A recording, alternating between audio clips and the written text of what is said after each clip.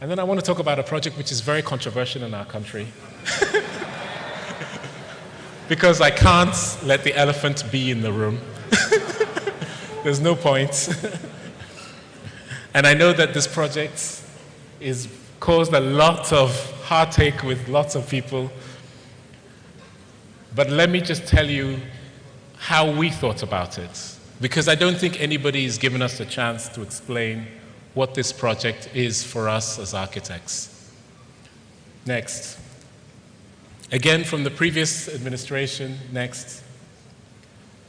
The idea of creating in Ghana, when I actually found out the actual research, to create not just a cathedral, I think if you just think of it just like that, you miss it.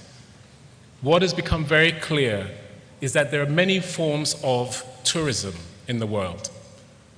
The one that we all think about is holidays and whatnot. That has many difficult issues with it in terms of how it creates tensions within your communities, etc.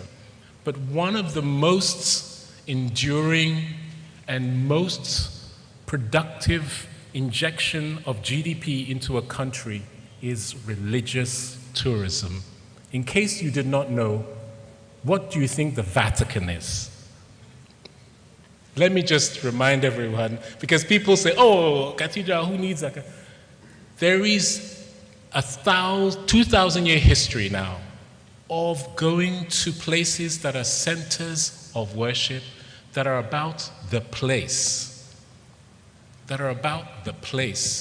and the special nature of the place. And the tourists who go are very diverse economically and are very respectful. You want those kind of people visiting your country. You want those kind of people coming from the continent in different places. If you're going to create engines of economic uplift, this is a great model, more than concerts for music. Let me tell you, the maths is clear. Anybody who knows this, the maths is very clear. When we saw the data, we were like, wow, this is a must for our country. But we said, you can't just make a cathedral. You have to make something that contributes to Accra, that contributes to the community, and uplifts and adds something more. The questions we ask about every project. Next. You obviously know where it is. I don't need to tell anyone here. This is a nice thing about talking in Ghana. What was great was that, sorry, go back to the one before. The site was meant to be a quarter of what you see. And we argued with the administration that since independence, there has not been one designed biophilic park garden in the capital city. Not one has been built since independence. And that's the one next to it, which is left to fall apart and occasionally has things in it. Biophilic design, nature spaces, when we densify, Accra is plus 5 million people now, becomes a critical requirement for the comforts and the humanity of people. We don't live in concrete. We live with nature. We said this cathedral could activate a second park. So that was number 2.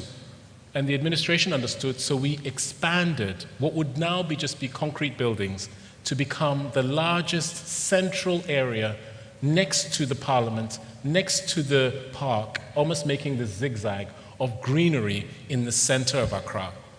It creates a green band vertically along Independence, then down to Parliament, and then the Parliament landscape and cemeteries.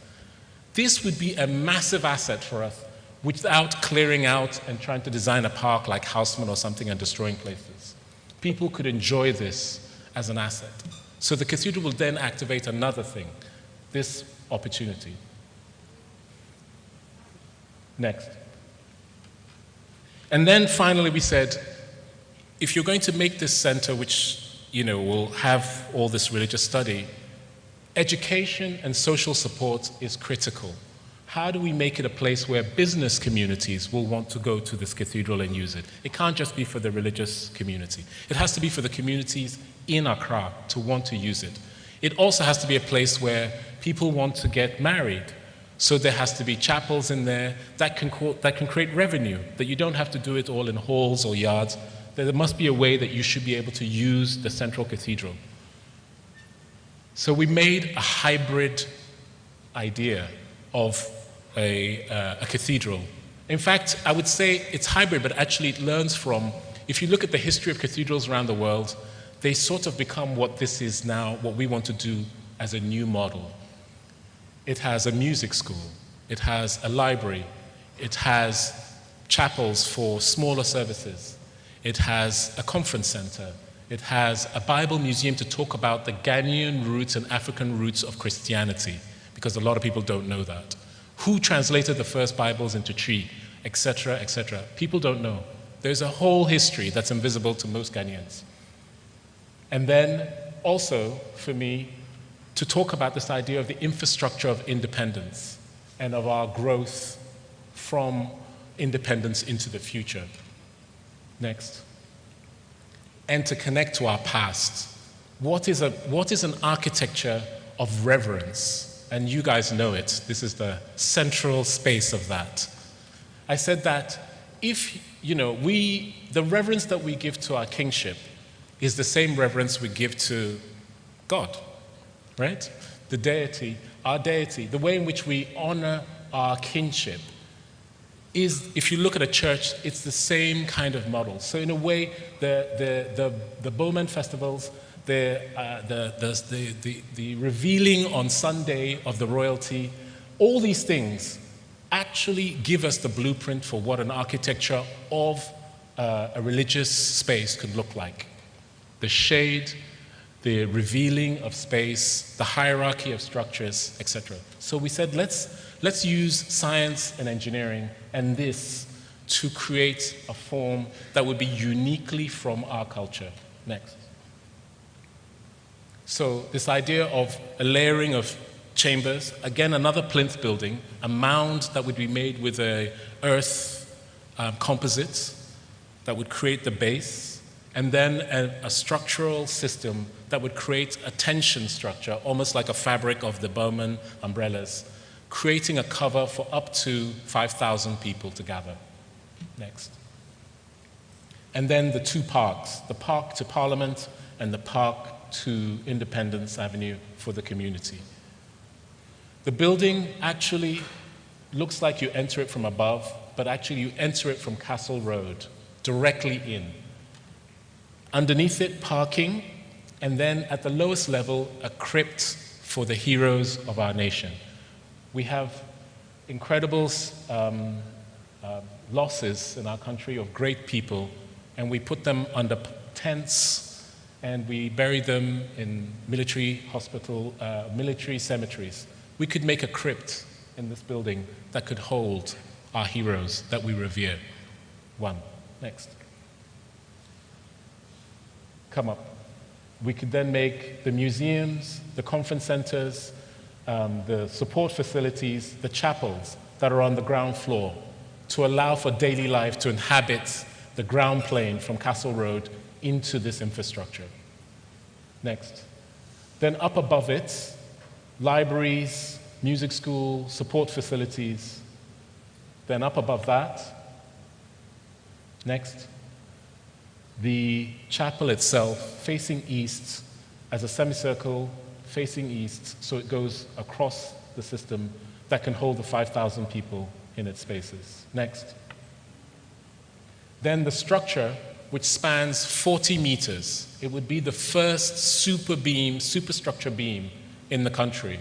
So engineering excellence that we've never seen before, of the kind that Independence Ghana started.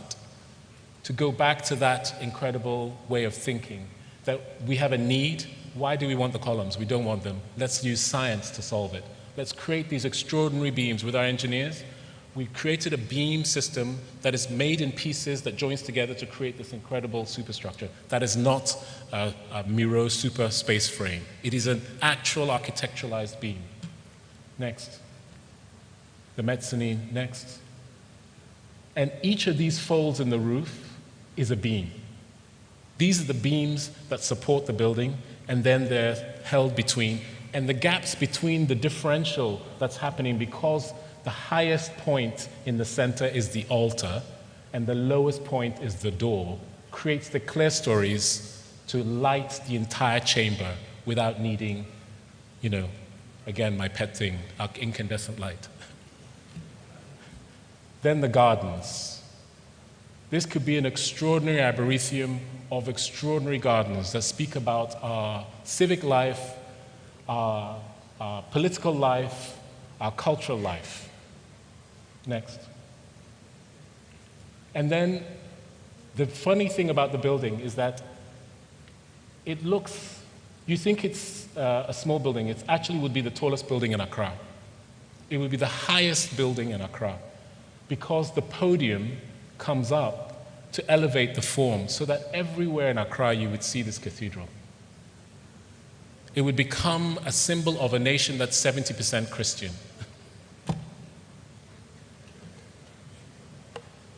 The mound would then become outdoor auditoriums in the Tutu Gardens. We love our nightlife. So then you can get up to 25,000 people on this mound. Up to 25,000 people could gather in this place in different events. It'd be one of the most extraordinary things in the world. There's nothing like it in the world. It would make a unique destination in Ghana, in Accra.